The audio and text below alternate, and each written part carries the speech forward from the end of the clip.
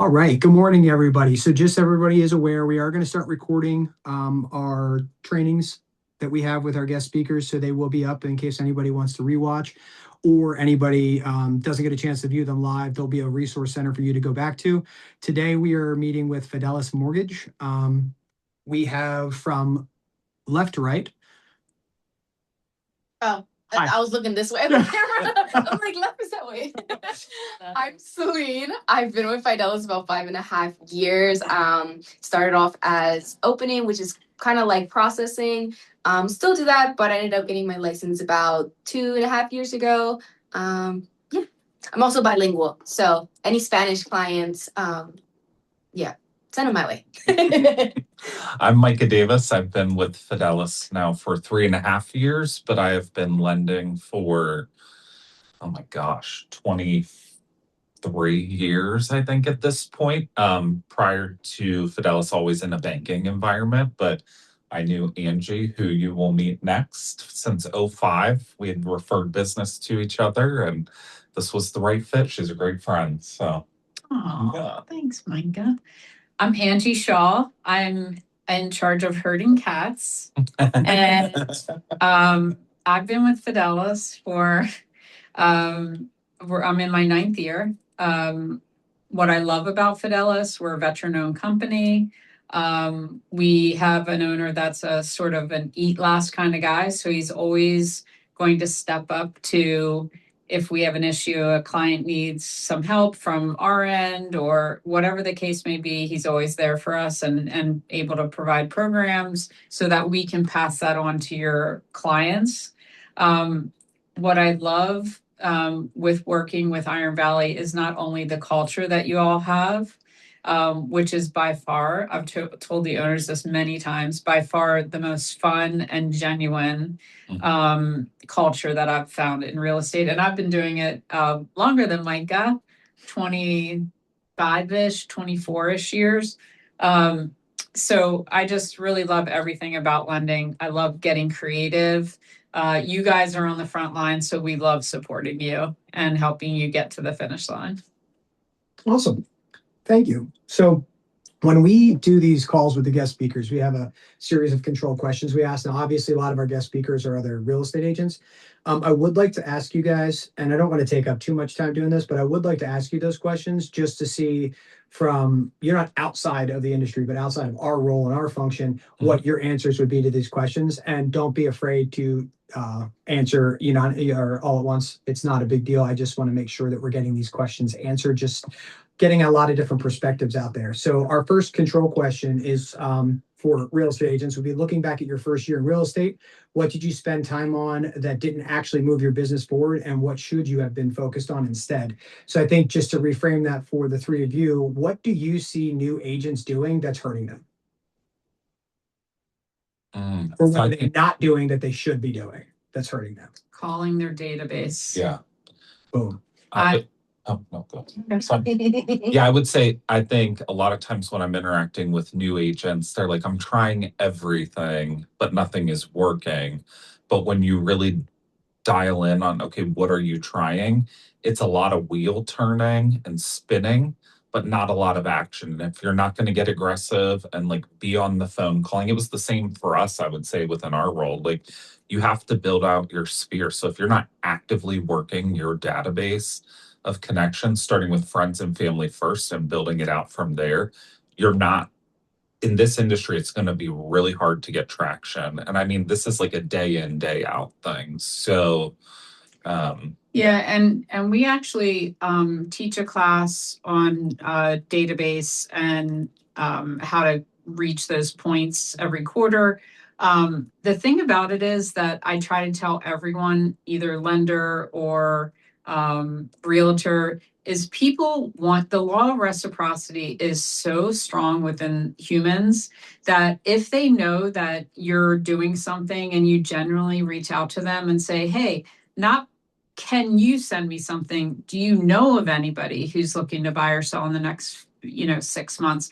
They, as a general rule, really want to genuinely help you. So it's really important to make those calls, write a handwritten note, like old school stuff, but it works. The open rate on an envelope that's handwritten with an actual stamp is your mail rate goes from 1 to 2-ish% to like over 60% open rate, which is huge. Mhm. And people really want to use a realtor that they know, because they want to trust that person. So most of the time, if you see your neighbor or friends using somebody, it's because they forgot you're doing it. Mhm. So that's the biggest thing that I see agents not doing, and it's free, well, other than the mailers. But Yeah, the other big thing I would say, so I was blessed very early on to have probably one of the best mentors ever in my life, Jewel Cooper, who was super influential in like the whole greater Harrisburg area.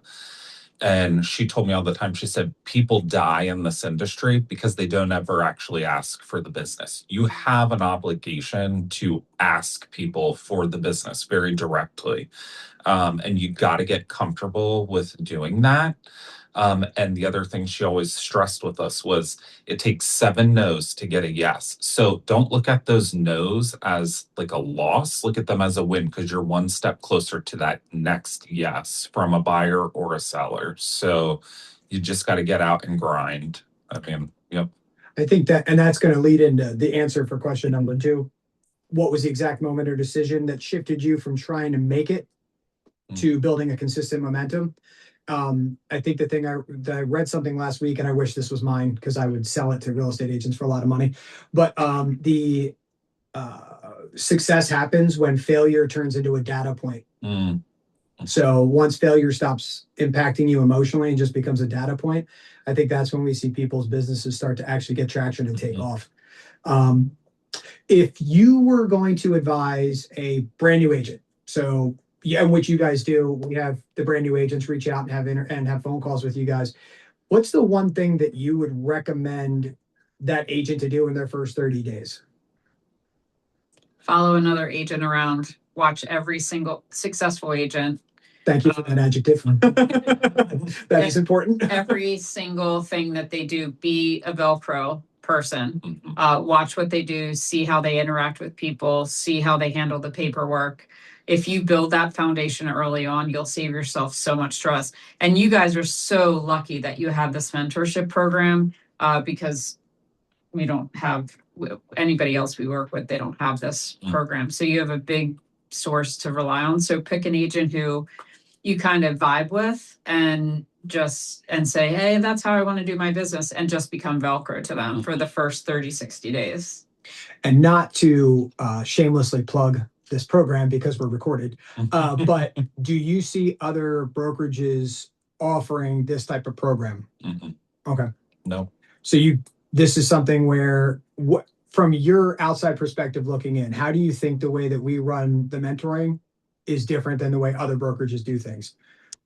I think it's that, other brokerages have versions of this, but nothing specific like this, where you guys as a group, all your mentors are always available for the mentees, and you ask the mentees to show up, and the mentors show up for them on a consistent basis.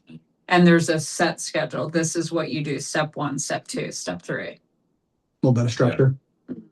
Yeah. So awesome. And then the 5th one, we don't have to really move this one around, but one of the key cornerstones of this program when it was built out was positive mental health, right? We want to make sure that everybody's establishing boundaries, and this industry is like a giant mechanical pencil sharpener, and we're just all number 2 pencils. So our last control point question is, what non-negotiables do you follow on a daily basis that directly protect your mental health? And I would ask, don't just limit it to interacting with clients. Like, what is the thing that each of you do that is the thing that you use to protect your mental health, so that you don't want to, as Kim said, how'd you say it this morning in the group, that you want to jump off a cliff?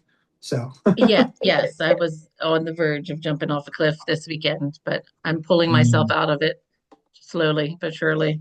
And I look like this because I've been out in the yard working, but I wanted to jump on the meeting because I wanted Yeah. some positive energy. Oh, So that's great. Yeah. I love I it. apologize. No. I would say time block your personal stuff, like Like use a calendar, Ange? time block your That's a great way. Yes. whatever your favorite things or de-stressors are. I have 3 You see them all kids, so yeah. I have 3 kids, so I'm always going to time block my kids' activities, sports, whatever the case may be. And then I do not have any problem after all these years to turn off my phone and not answer it. Any emergency and that can't wait for an hour is not my circus, not my monkeys. So you have to. We respect the fact that there's emergencies, but if you're at that breaking point, you're not serving anyone if you're going to go over the edge. So just turn your phone off. Everything will be there when you get back. Take an hour, take a half an hour, go for a walk, do whatever. Sometimes we sit on the steps out here and just soak up the sun. Mhm. Sometimes we just stop answering the phone for 20 minutes and just chit chat and laugh and then refocus and go back at it. Mm-hmm. Yeah, I would say for myself, like faith is super important to me. So that's a focus daily to keep myself just like centered. We have a treadmill in here. So sometimes you just got to like get on and burn off some steam. So we do that. Or I love to go for walks or runs. So I'll do, especially this time of year, I'll take a few more days to work from home throughout the week so that I can go out and do that and then come back and jump back in. But I think, like Angie said, this is an industry where you could drive yourself mad if you want to, and it could become your sole and only focus. And that's not a healthy place to end up in mentally, especially if you have a family that is alongside you. And I have 6 children. So, like, on the weekends, I mean, same thing, like Angie said, like, I get it, emergencies come up, and we always want to be a touch point for you and be here when we can. But there's also times where it's like life has to go on too, and you've got to do those things that are important to you and to your family. So you can't be at everyone's beck and call all the time. If you do that, you're going to go crazy in this industry because clients have no respect of time. Like, I think we can all agree on that. I've had buyers text me at 2 a.m. I've had them text me at 4 a.m. Somebody wanted a call a couple weeks ago, and I'm like, you've got to be freaking kidding me. Like, you're going to get a call back now at noon just simply out of like... Your faith almost went out the window when you were... Yeah, I'm like, if you think I'm calling you at 4 a.m., you're going to get unhinged, Micah. So, you've got to protect yourself too, because you're not going to be in a healthy space if you're running like that. So also, I would say to piggyback on that, it's really, really important that you run your business and your business doesn't run you. So that looks like in your world, scheduling buyers consultations, making sure that they get pre-approved before your consultation. So you're not wasting your time. There are rare cases that people will call you and say, oh, I just saw this house. Oh my God, it went live. You're going to show it to them and then we're going to scramble to get it pre-approved. And that's totally cool. But I'm saying on the regular, like if you're managing that, your stress level will go down so much. We've seen it happen over and over again. So if you take charge of that right out of the jump, then you're going to be much happier and more chill about everything because you'll be prepared if they find something.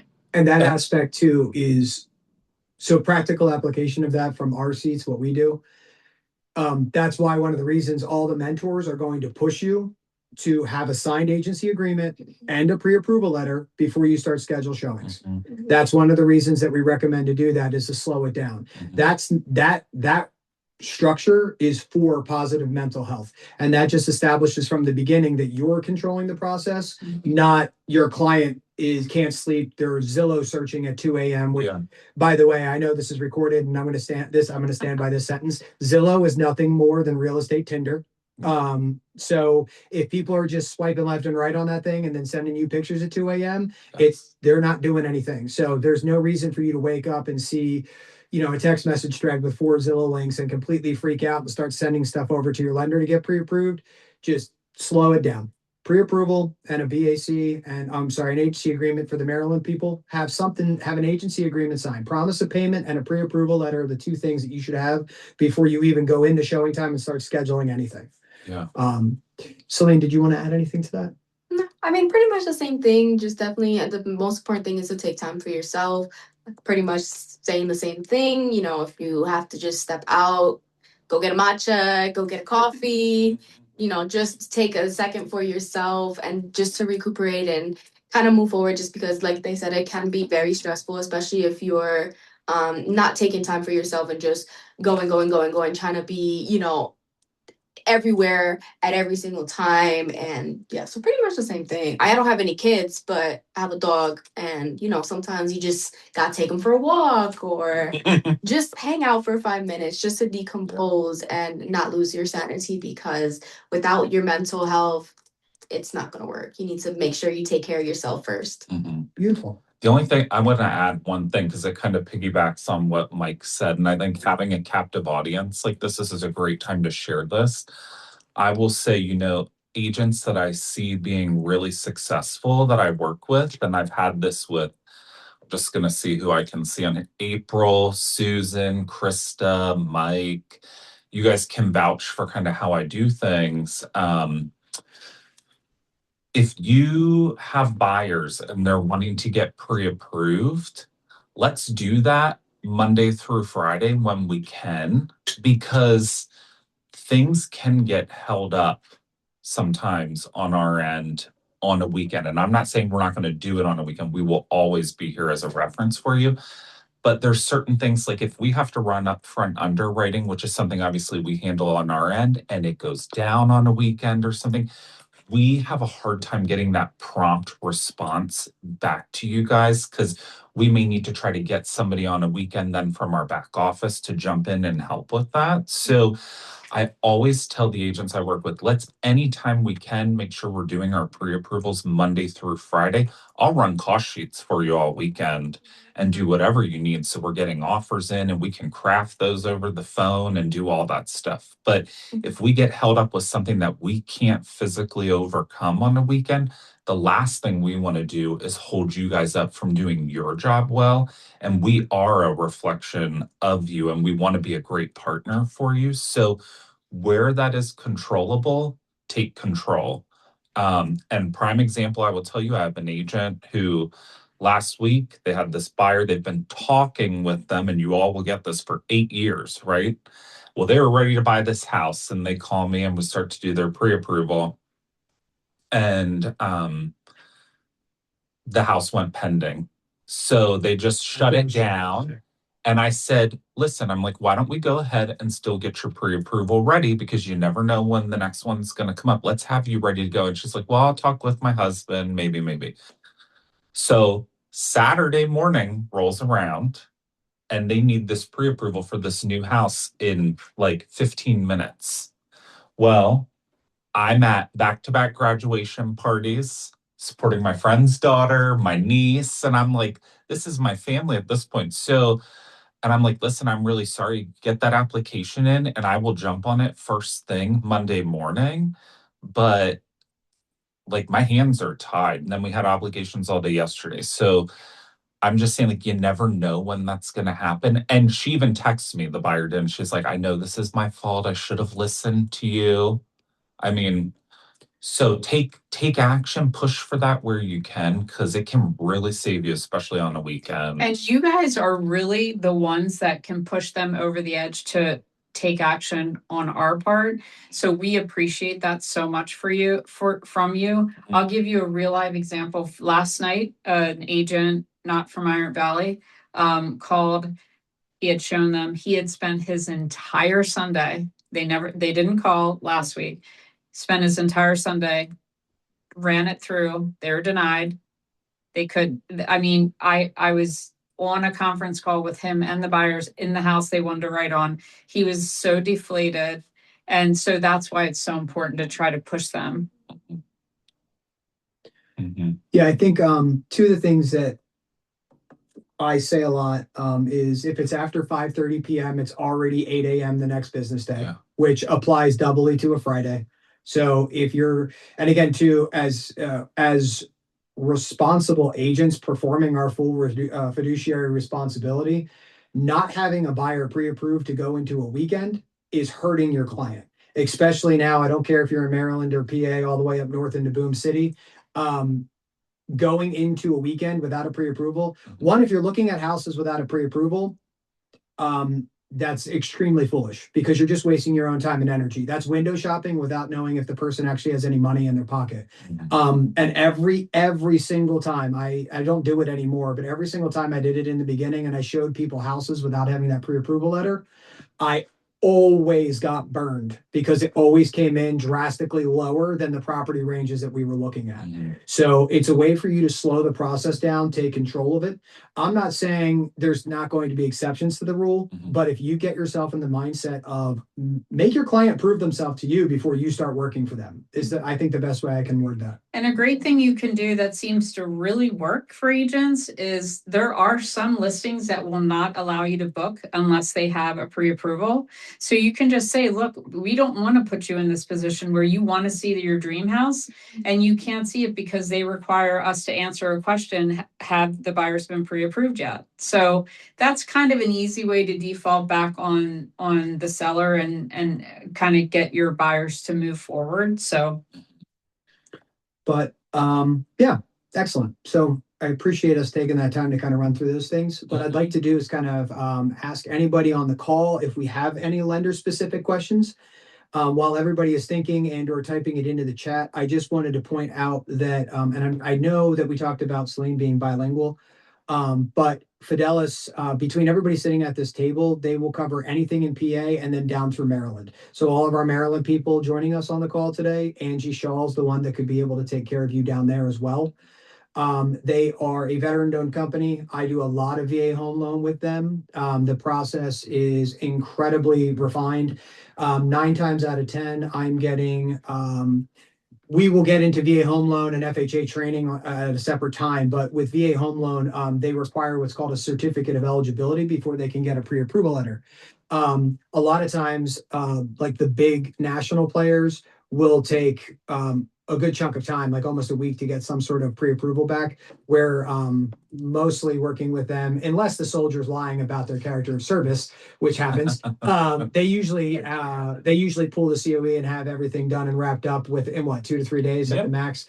So if you have somebody that's using any type of financing, everybody on the call should definitely get with one of the lenders sitting at the table, make them buy you a free cup of coffee, and kind of go over what it is they offer and how they work. The same exact thing as your favorite restaurant, right? Everybody has a different restaurant for a different reason. I'm not going to sit here and tell you that you have to use Fidelis. I'm just going to tell you that my personal experiences, even though they just sat here and talked about positive mental health boundaries, if it's 9 o'clock at night and I ask for a cost sheet, somebody sending me a cost sheet, we all do not practice what we preach for the most part. So, but I just want to say that the 3 people sitting at this table, they have proven repeatedly for years that they are going to deliver. So if you're looking for somebody to grow a relationship with, or you just want a free breakfast, contact anybody sitting at this table, and we will push out all of their contact information on the end of this call. So anybody have any questions? I didn't see anything pop up in the chat. I have a question. Hit us with something really good. So hold on, I need to turn down. who's talking? Krista. Krista. Oh, okay. Hi, Krista. Hold on.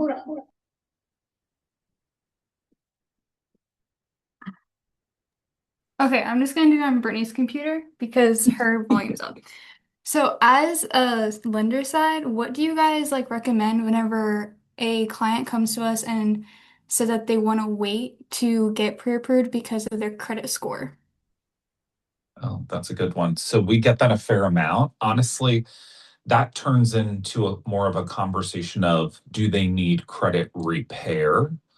Which we have an awesome third party that we partner with. They're called My Credit Guy, which I know sounds like Scam.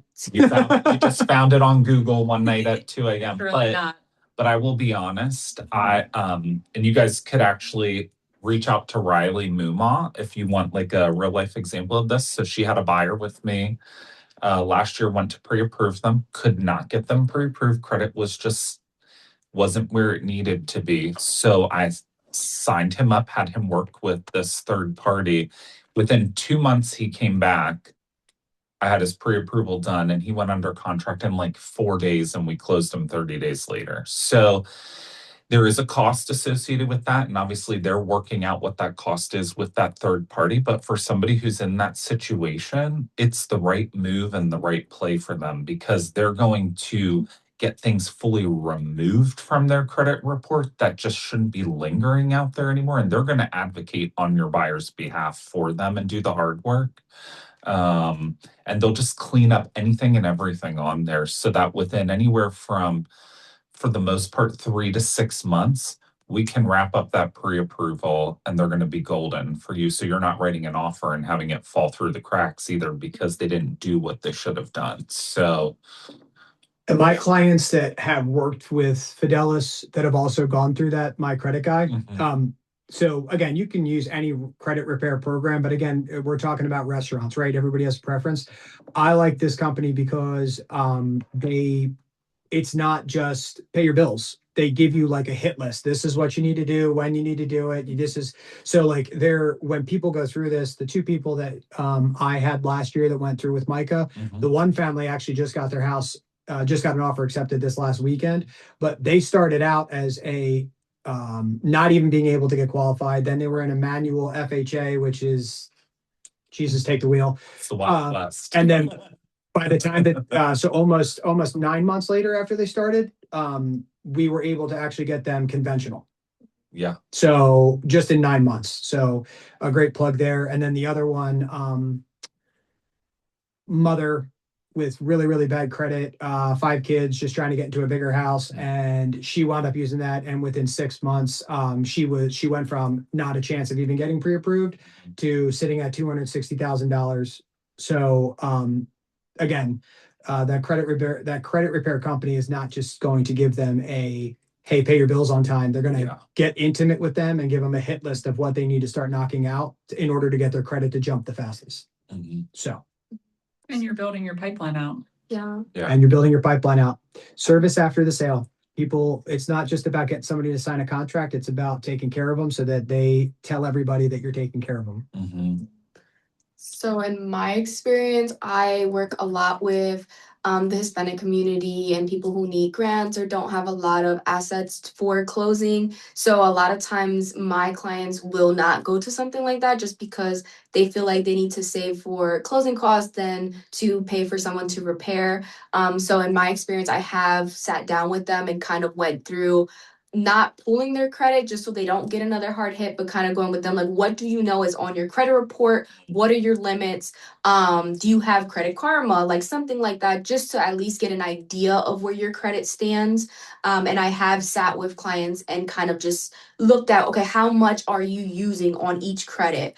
And once you get them down to that like 30%, I've seen them jump. And Credit Karma is not accurate, but if there is a jump, it 1000% will tell you.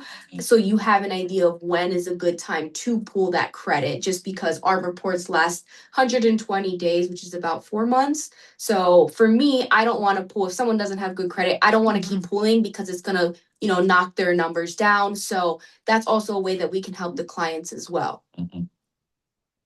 Awesome. Did that answer your question, Krista? All right. Awesome. Any other questions? Nobody's asking questions. I'm gonna bore the heck out of you guys with some FHA stuff. So you better ask your questions. Otherwise, we're going down a rabbit hole that's going to be like Willy Wonka's tunnel from the original movie. There has to be some. Yeah. So, all right, perfect. Big question we're going to go into. A lot of obviously newer agents starting out. We have one mentee that locked in a $1.1 million listing in her first 5 transactions. That is not commonplace. I think most of the mentors on the call haven't even touched that number for a listing. But I would like to kind of ask questions about lending as far as if we have a Maryland agent, is that process going to be entirely different working with Angie as opposed to working with Micah or Celine?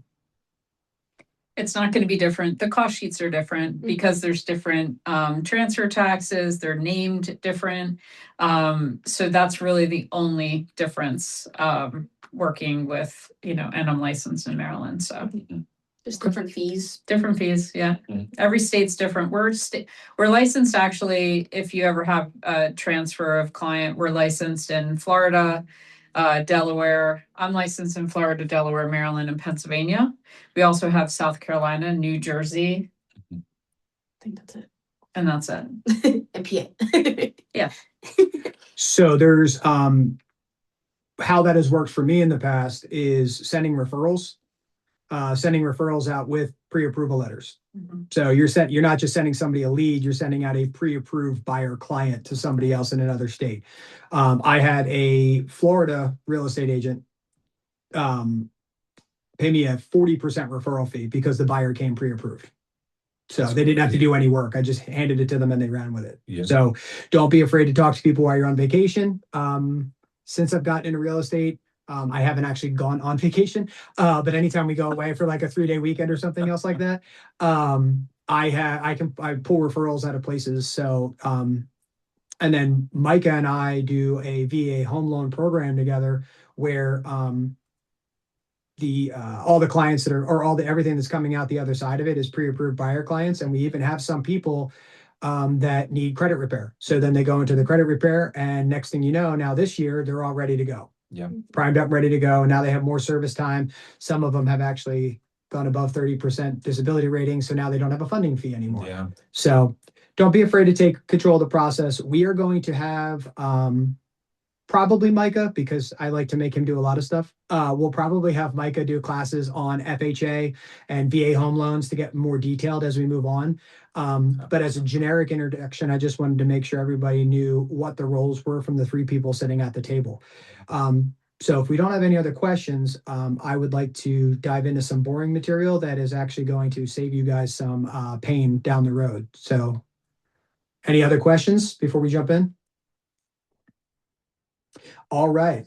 Not everybody all at once. All right. Well, not a question, but I do want to say, I want to reiterate again, if you are sending a referral, please do the form. Give them the information on the form. I know we we're just talking about that, and I can never say that enough times because you don't want somebody to take that information and run, and then you're screwed out of money. America. So, all right, excellent. So from your seats, and again, just collaborative conversation. From your seats, what type of loans are you seeing newer agents working with? Are you seeing people that are scattered across the board, or are you watching newer agents kind of hub in certain communities? What do you guys see from your seats? I think that newer agents I know a lot of veteran agents that also have the patience and kindness to work with first-time home buyers or that lower price bucket. But oftentimes you're running those people around 10, 20, 30, 40 houses. When you're newer, you're going to be more willing to do that to get a sale. And those are typically FHA clients, maybe 3% down conventional clients. They might be qualifying for some grant money, PHFA, Dauphin County, Cumberland County, tenfold, which is York and Lancaster County. So we are all very well versed on all those grants. So it's just a little more in depth for the agent to, navigate that. But that's what we're seeing with the newer agents. And correct me if I'm wrong, but those grants, those are something where I know some lenders don't even check for those. Is that something you guys will check for? Oh, absolutely. Yeah. We want to make sure your client's taking advantage of everything that they can. PHFA is a little tricky because they do have a minimum 660 credit score.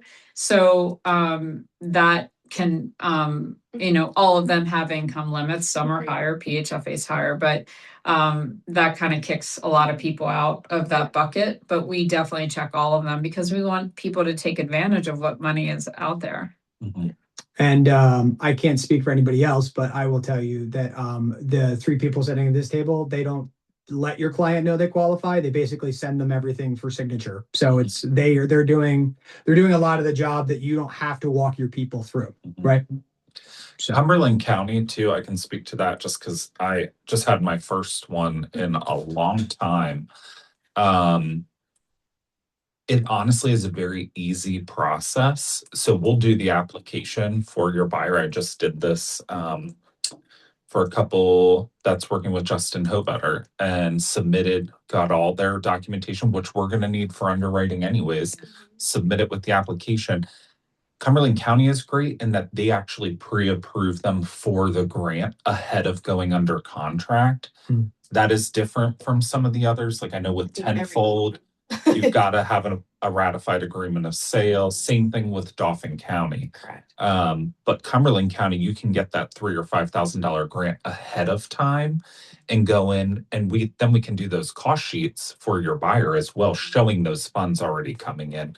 And we had an answer back within, I think, 48 hours of submitting the Cumberland County application. So They're not the grants of the old days. no. Yet the only thing with Cumberland County, I'll just forewarn everybody, is they are a little notorious for running out of their bucket of money. Mhm. So I just dangle that out there because our first step always needs to be contacting them, which you can do with your buyer right up front, because if they're out of funds, they come to a screeching halt. And we also have access to Adams County money. That's up to $10,000. There's a $500 fee, so it ends up being $9,500. The only caveat for that one that's a little tricky is you have to work in Adams County and you have to buy a house in Adams County. Mhm. But I'm telling you that the director of that grant pulled off, Jennifer is not on this call, but he pulled off a grant application in 72 hours, which is unheard of in the grant world. So, I mean, that's $10,000 for your buyer. Mhm. It's insane. And a lot of lenders don't have knowledge or access.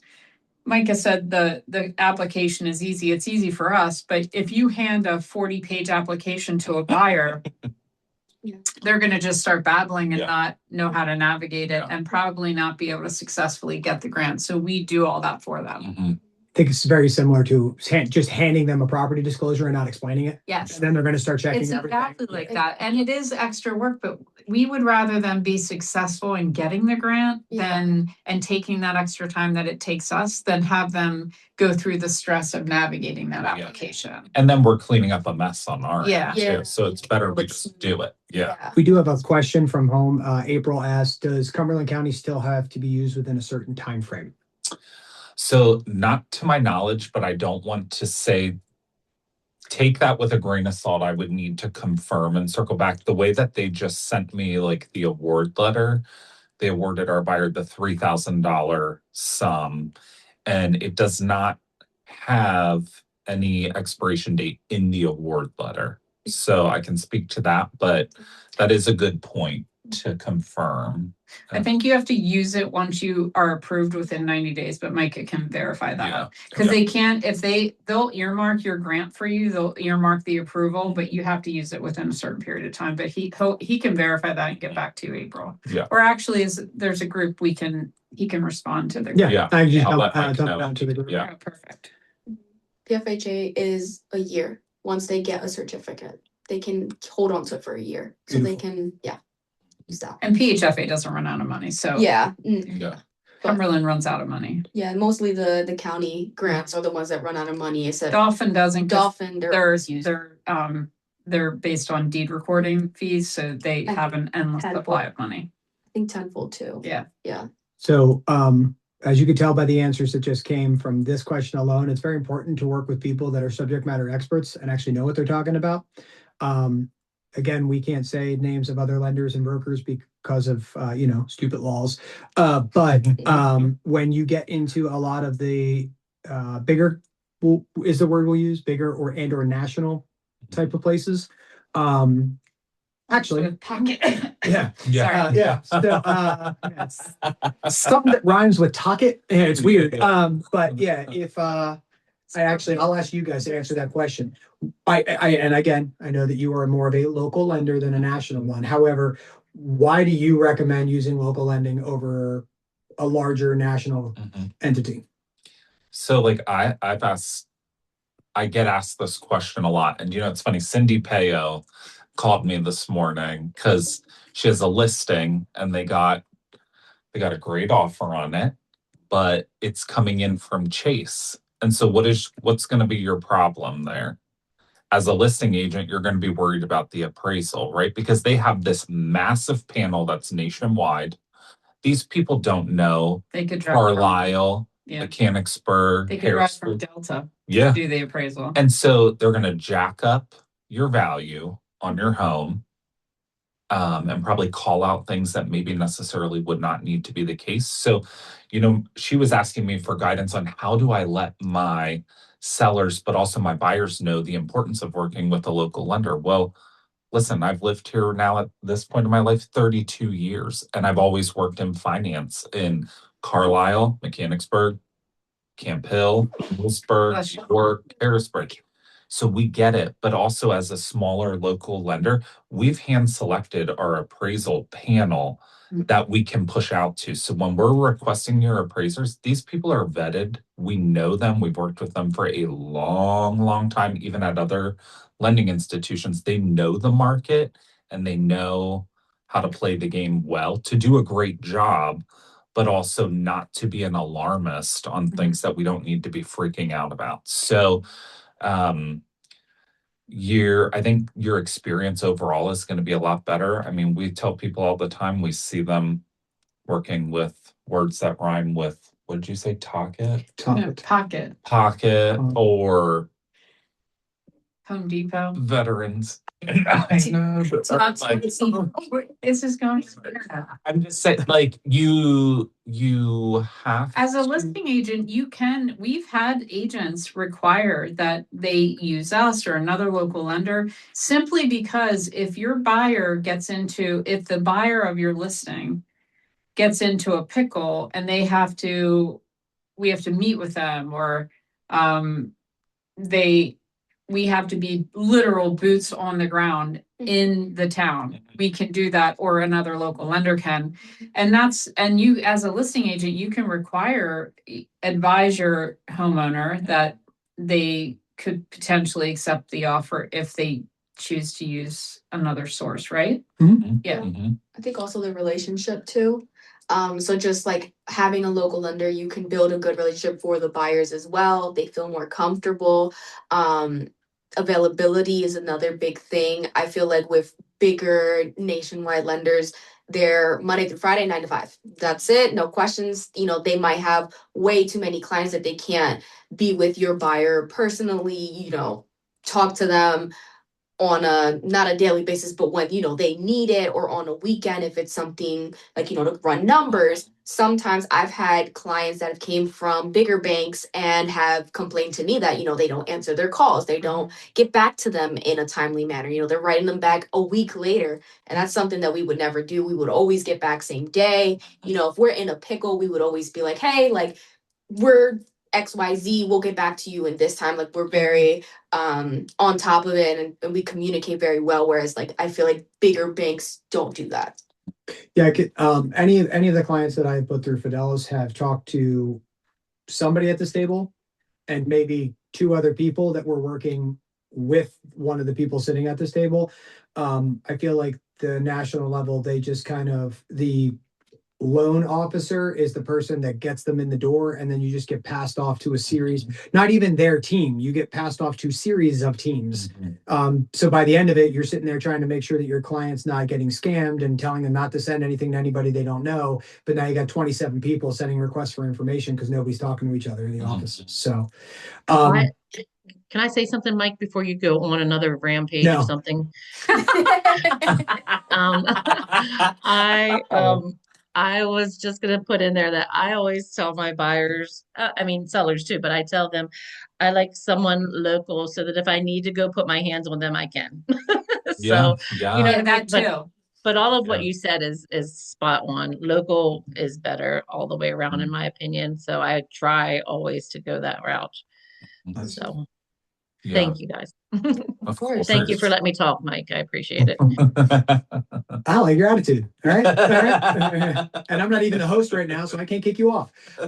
Yeah.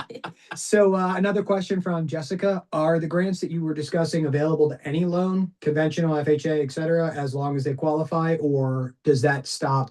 Will they have issues using grants in conjunction with any loan type? No, you can use it with any of the programs. However, with PHFA, you can't get a PHFA loan KFIT with a Dauphin County grant. Mhm. So, or with a Cumberland County grant. So if you're going to do the KFIT, which is up to 5% of the purchase price, you cannot use that in conjunction with, What's a KFIT? Or a K Flex. it's or K Flex, anything with and a they have K a in lot front now, of it. too. Yeah.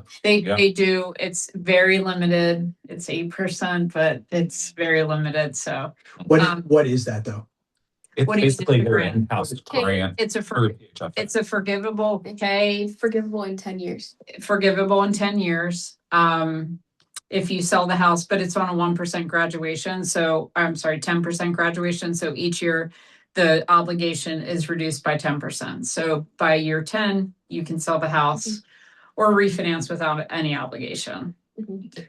So again, subject matter experts, these are conversations that they're going to have with your client. So having the right people on in your corner is very important for this reason, because I'm not going to remember anything Angie just said. And to answer specifically her question, you can use it with VA, FHA, conventional, USDA. There's no limitations. Beautiful. Mhm. So awesome. Any other That's questions a from great it all? question, actually.